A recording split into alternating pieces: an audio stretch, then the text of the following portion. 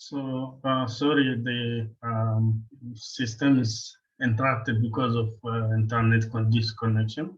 So now let me start from this point.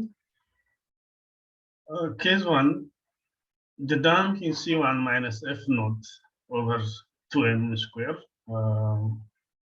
greater than K over M. That means the term radical is positive here.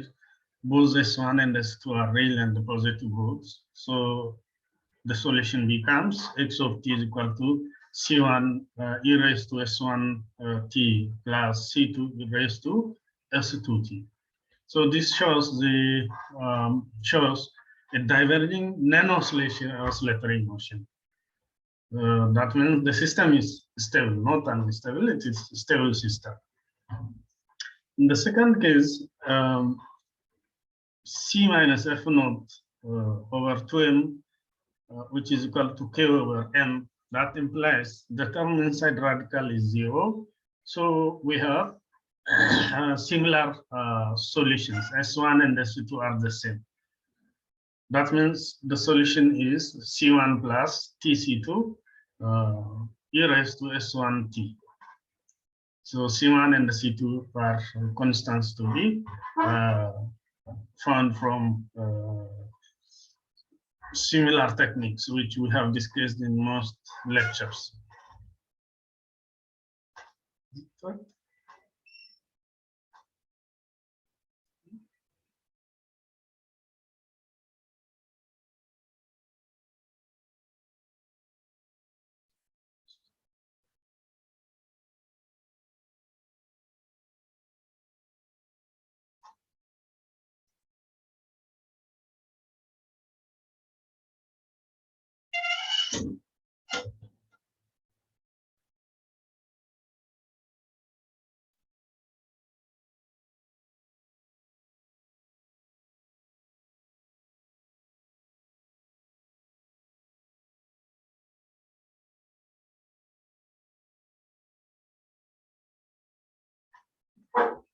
Okay, it seems like working. Okay, let's again.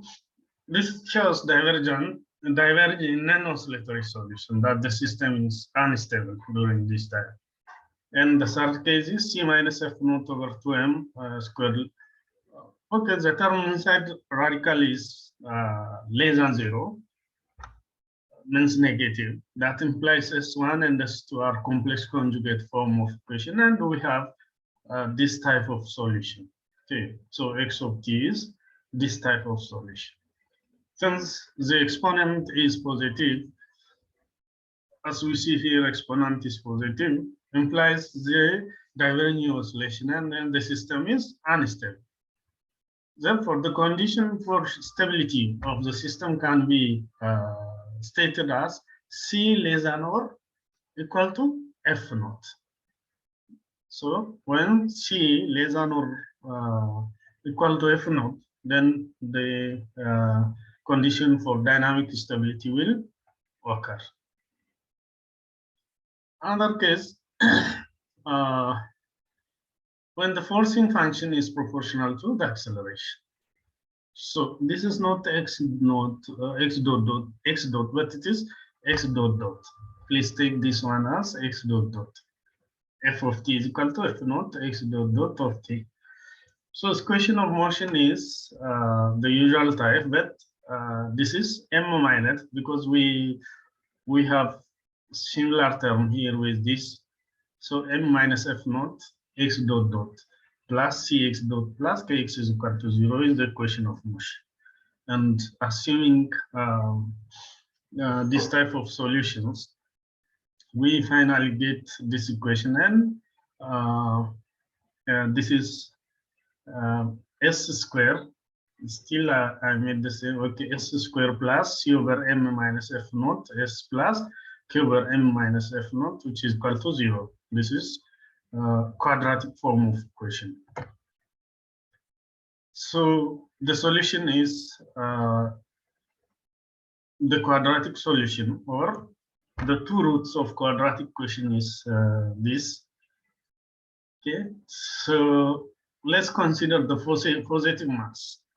means m minus f naught greater than 0. That means positive mass.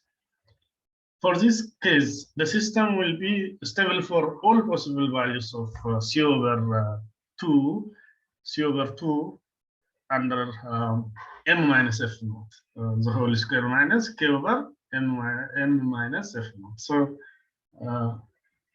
let's consider negative mass. That means m minus f naught less than 0.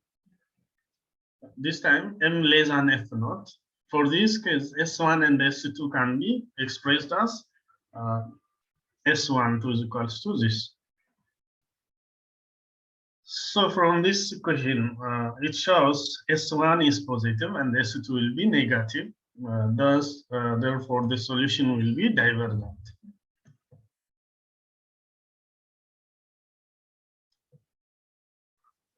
Dynamic instability caused by fluid flow. The vibration caused by fluid flowing around the body, which is known as fluid-induced vibration. For example, the tall chimneys, submarine periscopes, electric transmission lines, and nuclear fuel rods are found to be vibrate violently under certain conditions of fluid flow around them. Water and oil pipes and tubes in air compressors undergoes severe vibration under certain condition of fluid flow through them. In all these examples, the vibration of system continuously extracts energy from the source, leading to large amplitude of vibration. So let's see some simple diagram of transition form of stable flow to turbulence flow. For example, if we see here flow through duct or a stable kind of flow. So this is a steady flow, so it is stable. And if you see this, it is really turbulent flow. So this type of flows are unstable flow types. And another case, if we see this two layers of fluid, this shows actually a 2D model of Rayleigh-Taylor instability, which occurring between two fluids. In this model, the red fluid initially on top, you see here, the red fluid is initially at the top of, in the same container, both of them. Okay, so, and afterwards goes below here, if you see it is here, which represents more dense fluid, and the blue fluid represents one which is less dense. Okay, so the red one is dense, as you see here. After a small turbulence, the red one will go down, sedimented, and the blue one suspended up. So that shows the red one is the dense fluid, and the blue one is less dense fluid. So this is also another case of instability, that density variation in the fluid. The flow-induced vibration may be caused by various phenomena. For example, in iceberg electric transmission lines, low-frequency vibration from 1 to 2 Hz, known as galloping, which occurs as a result of lift and the drag force developing by the air flowing around the line. The unstable vibration known as flutter of the aerofoil section is also due to the lift caused and the drag forces developed by the aerofoil around the aerofoil. So we can see this the aerofoil section here. Okay. In addition, high frequency vibration known as a sinew of transmission line occurs as a result of the phenomena of vortex shading. Okay. To visualize the phenomena of singing of wires, consider a fluid flowing past a smooth cylinder.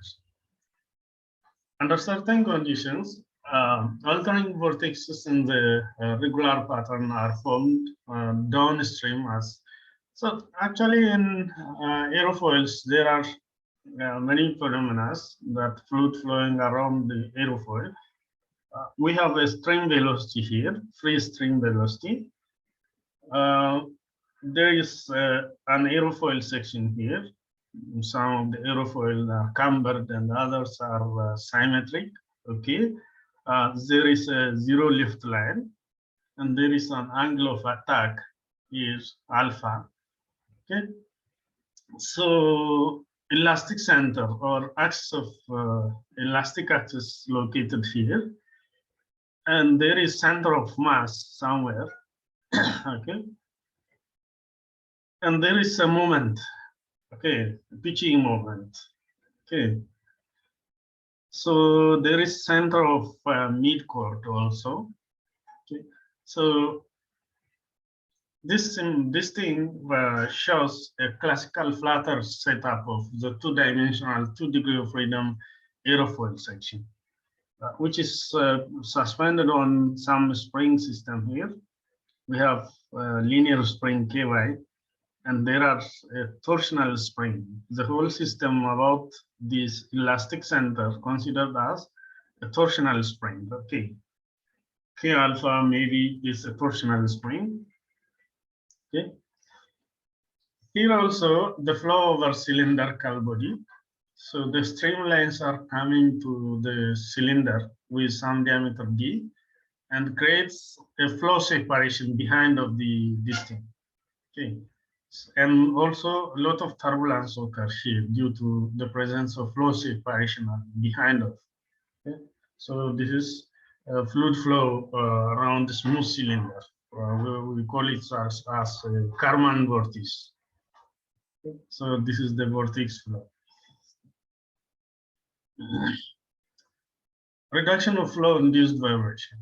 There are several methods can be used to reduce failure caused by flow-induced vibration.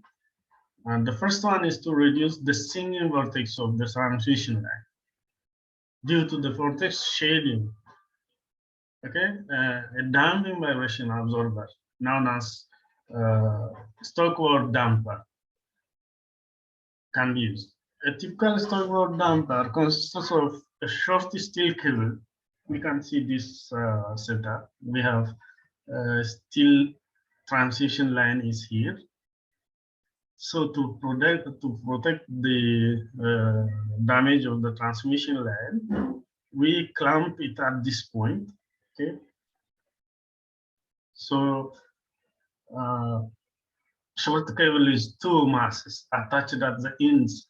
So we have one mass here, another mass here, and there is piece of strand steel cable here.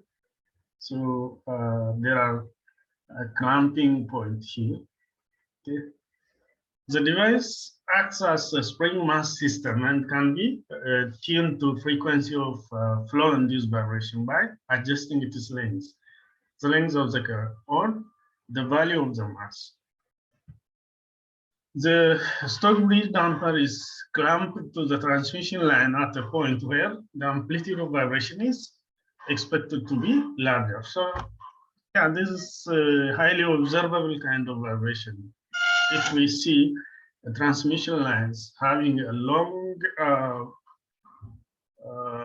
wires at the middle, it will sag, and also whenever some high wind comes, we can hear even the sound of that whispering sound of vibration that caused because of vibration. So that can be prevented using such kind of mechanisms. Another second mechanism is for tall steel chimneys. The effect of flow-induced vibrations can be minimized by attaching vibration dampers through guy cable between the top of the chimney and the ground. So guy cables are attached to the actually electric poles are also having the same issue. So this is we can consider this as a steel chimney, or you can say it as electric pole. Okay. So to protect the steel pole or the electric pole from failure, we provide a guide cable like this. So this is the protecting mechanism. And the third one is for the tall chimneys, helical. Here we are talking about steel chimney, but tall electric transmission lines also, not the transmission lines, but the poles also be under this consideration. So helical spoilers or stocks can be provided around the chimney. So we can provide this type of support, helical spoilers, okay, that can protect you. In high-speed racing cars, the flow-induced lift forces can unload the tires, thereby causing problem with the steering control stability of the vehicle. Also, the lift forces can be countered partly by adding spoilers. Okay, so these are some examples of dynamic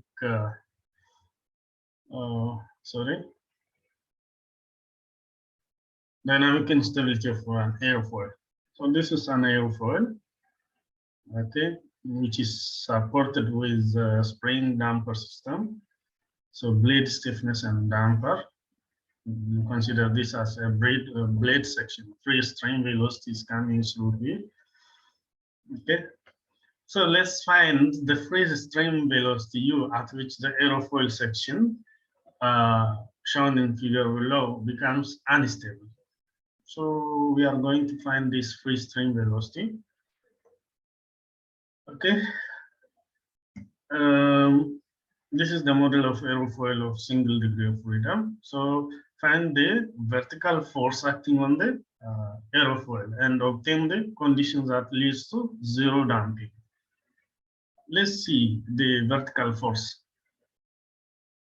Okay, this is free stream velocity, which coming like this, and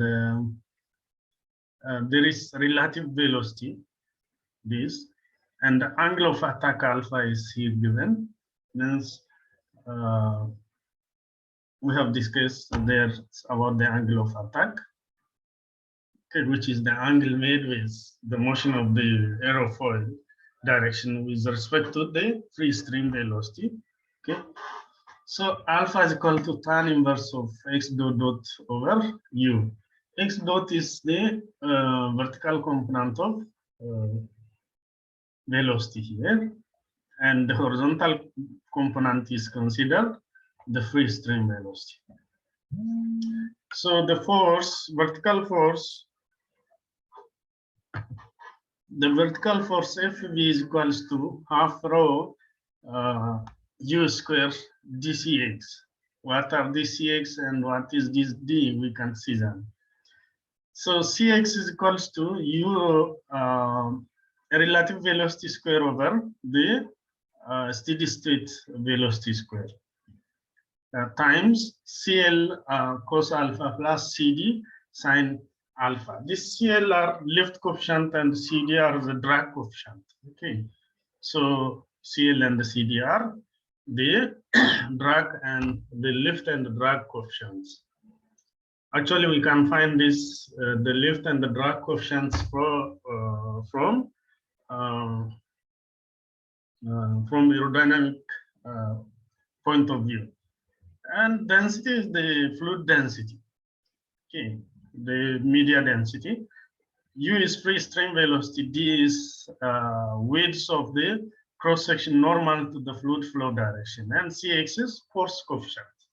Okay, so this Cx is the force coefficient. So how we can find that the force coefficient Cx, which is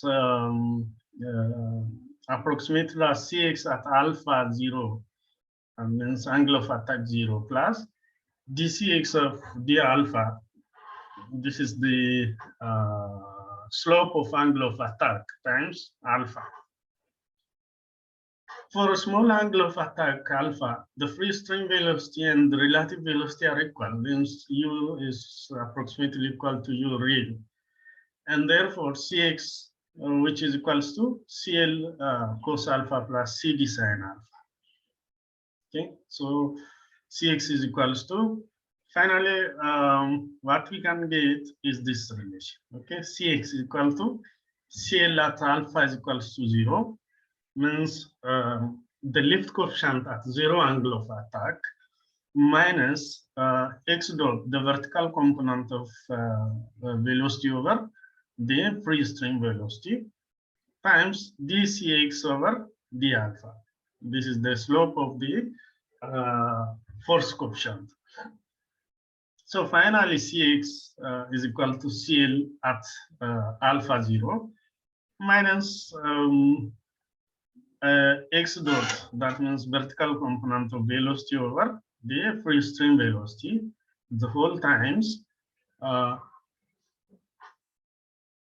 dou Cl over d alpha at alpha is equal to 0 plus Cd at alpha is equal to 0. So drag at 0 angle of attack. Therefore, finally we have this FV is equals to the vertical component force half rho u squared dCx, and then substituting the previous equation and into this one, what we can get is the vertical force is equals to half rho u squared dCl at alpha is equal to 0 minus half rho ud the dCx over d alpha at alpha is equal to 0 times x dot. So this is the final formulation for F vertical. Now the equation of motion now becomes mx dot plus cx dot plus kx equal to Fv. So we have this Fv and we have this. So this is one of the equation, an important equation which we can consider for our analysis. So that equation of motion also reduced to this form. Okay, mx dot dot plus cx dot plus kx equal to mx, because in this equation we have this equation produces some static displacement, and hence only the second terms can cause instability. Which one is the second term? This second term causes instability, okay, of the system. So the equation of motion becomes like this. We introduced, because you see this second term includes the displacement function x dot of t. So we consider this equation in our this term. We substituted it, and finally we get this equation. Note that m includes the mass of the internal fluid. We can see from equation 2 that displacement of the aerofoil or mass m will be ground without bound, and the system becomes unstable if c is negative. Hence, the maximum velocity of the fluid for the onset of unstable oscillation is given by c is equal to 0 or u is equal to minus of these minus of 2c over rho d dcx of d alpha at alpha is equal to 0. So therefore, the values of dcx of alpha d alpha at alpha is equal to 0 is minus 2.7 for a square section in the steady flow. So we can substitute instead of this parameter minus 2.7 on this equation, and finally that will be the equation of the u. So we calculated u from this. So thank you very much. We'll continue with another lecture in the next time. So this is for today.